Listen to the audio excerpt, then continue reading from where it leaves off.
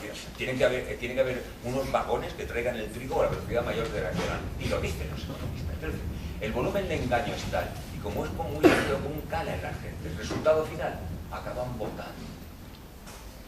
Otro de los engaños, el último, yo ahora dejo ya la palabra, que tenía que ver con una cosa que a mí me agrede mucho personalmente, es lo que he dicho, me parece muy importante la meritocracia.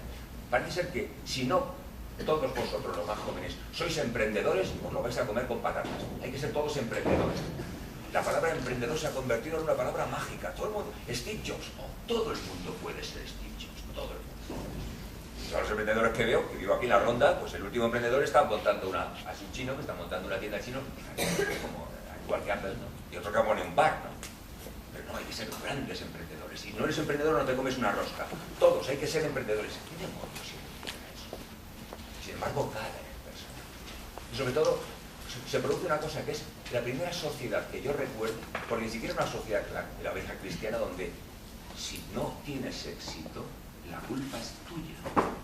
Ni siquiera San Agustín pensaba eso. Por fin de cuentas, si eras un pecador, se debía que tenías unas pulsiones por ahí raras. No, ahora, el que no tiene éxito es que no ocurre lo suficiente, no se esfuerza.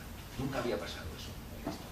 Y ha calado tanto, pero a continuación, toda esa ideología o ese papanatismo que lo vende, llámalo neoliberal, lo vende el PP, toda esa especie de tontería, yo es un poco aberrante, los emprendedores, de no sé qué, del futuro, todo eso cala en la mentalidad de la gente y al final se interioriza y al final pasa lo que pasa.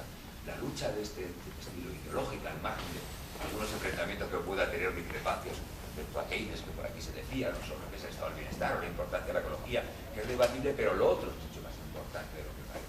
Eso es lo que ha vencido. Lo que ha vencido, lo único que implica, que cómo es posible que la gente vote contra sus propios intereses. Me resulta sorprendente. No quería monopolizarla. Un par de cosas. El trabajo, se ha hablado aquí del trabajo. Yo lo he dicho antes, tenemos que volver a la centralidad del trabajo. Tenemos que volver a la centralidad y a la reivindicación del trabajo. Yo creo que la reducción de la jornada laboral es la reivindicación más importante en los próximos momentos de la historia. Yo considero que esa es la más importante, la que está vinculada a esa otra forma de vida, etc. Y hay una cuestión, y es que el paro significa, en esa ley de oferta y demanda, el paro significa salarios más bajos para los que trabajan. El paro significa salarios más bajos para los que trabajan. Por tanto, todos estamos absolutamente interesados, los que trabajan y los que no, en luchar contra el paro. Y no hay más que la reducción de la jornada laboral, considerando además los impresionantes incrementos de productividad y considerando además las comparaciones, como hemos dicho antes, de carácter... y es que a ellos, de carácter planetario, quería decir, y es que a ellos les repatea la palabra trabajador, es que no la usan, que es lo que tú decías antes. Es decir, os dais cuenta, los del PP hablaban de o parados o emprendedores, pero los trabajadores no existen y su futuro es que seamos emprendedores, y de hecho eso es lo que ocurre, por eso se reducen las empresas, por eso buscan fundamentalmente que haya autónomos, les preocupa enormemente que los trabajadores pudieran estar unidos y defendiendo en lucha sus intereses en una gran empresa. Un par de cosas. Otro de los engaños, el asunto de la deuda. Es que en la deuda ellos dicen que no podemos gastar más de lo que tenemos. Y esa es la razón por la que dice que como ahora tenemos déficit, pues evidentemente hay que apretarse el cinturón. Pero bueno, si eso es así, entonces, ¿por qué estamos planteando que se endeuden todas las empresas? ¿Por qué se dice a su vez que es necesario que corra el capital, que los bancos den crédito? Eso es deuda.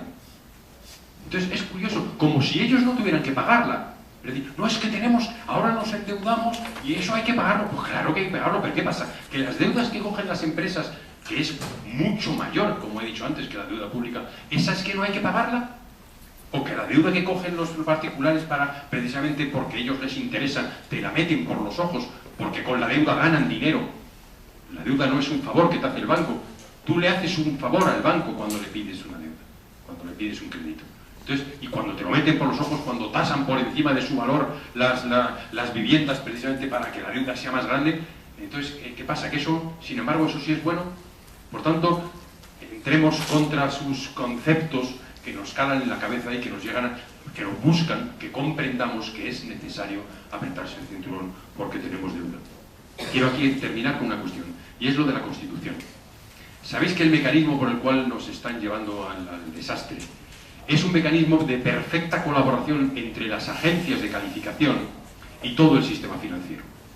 Es decir, eso que decía antes también otro Tulio, de decir cómo es posible que se coja con una mano los bancos privados el dinero del Banco Central Europeo, que se lo dan al 1%, el dinero nuestro, porque son cotizaciones de los estados al Banco Central Europeo, y sin embargo con la otra, esos mismos bancos se lo dan a los estados al 4%, pero no al 4%, gracias a que las agencias de calificación dicen que la situación es muy mala, a ver si puede ser al 5%, y no, al 5% no, al 6%. Es decir, están perfectamente interesados en ir a hundir a los estados por ese camino.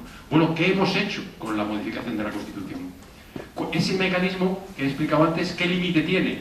El límite que tiene es el fallo. El límite tiene que llega un momento de tensar tanto la cuerda, decir, bueno, no, el 7, el 8, y en un momento dado que digas, se terminó, no puedo, o sea, el 12% no puedo, se terminó, no pago lo que hice. La única manera por la que salieron algunos de los países de Sudamérica, entre otras cosas también, planteando, o que la que se planteará ahora en Grecia. Pero ¿qué ocurre si modificamos la Constitución y les decimos a los mercados que de todos modos vamos a pagar? En cualquier caso y por encima de cualquier necesidad social, el primer dinero que haya es para pagar. Pues que pueden seguir tirando de la cuerda con esa dinámica especulativa, porque no les preocupa el miedo de que en un momento dado podamos dejar de pagar. Porque curiosamente, si eso fuera así, pero entonces ya es una garantía. Y como es una garantía, ya nos tiene que bajar la prima de riesgo que se habla. Pues ya lo hemos visto. Les hemos dado esa garantía y cada vez que subía la prima de riesgo a continuación, tenían que haberse metido debajo de las piedras los sinvergüenzas que votaron eso en el Parlamento. Cada vez que subía la prima de riesgo, después de teóricamente haber dicho que ya estaban los mercados tranquilos y no se tranquilizan nunca, ¿no? Bueno, pues esos dos elementos quería comentar. Sí, yo también quería comentar que, por ejemplo, ayer en un acto de ATAC, precisamente con el tema del euro y de la deuda, se estaba hablando precisamente de esto. Y se comentaba que, bueno, que digan lo que digan, la única, digamos, alternativa que se vislumbraba en el horizonte era precisamente la quita de la deuda en mayor o menor porcentaje, que efectivamente en algún momento habrá una auditoría, no sabemos quién la hará, pero desde luego sucederá, y habrá una quita de deuda porque no hay más salidas ahora mismo que esa quita. Pero ya entrando también en lo que era el fondo del hecho de tener una deuda, bueno, nosotros desde el Grupo de Economía de Sol en materia fiscal siempre hemos hablado de un principio fundamental que no está recogido en la Constitución y que se lleva reivindicando desde hace muchos años, precisamente por los inspectores fiscales y por los técnicos de Hacienda, y desde luego lo hemos recogido nosotros dentro de nuestras propuestas, que es el tema de la suficiencia financiera. Entonces, tened en cuenta lo siguiente, es que los servicios públicos, con la satisfacción de las necesidades esenciales, como lo llamaríamos en este modelo que nosotros planteamos de manera alternativa, tienen que estar financiados al 100% por los impuestos. O sea, es la forma más, por impuestos progresivos, es la forma más justa y más distributiva realmente del pago precisamente y de esa satisfacción de esos servicios públicos.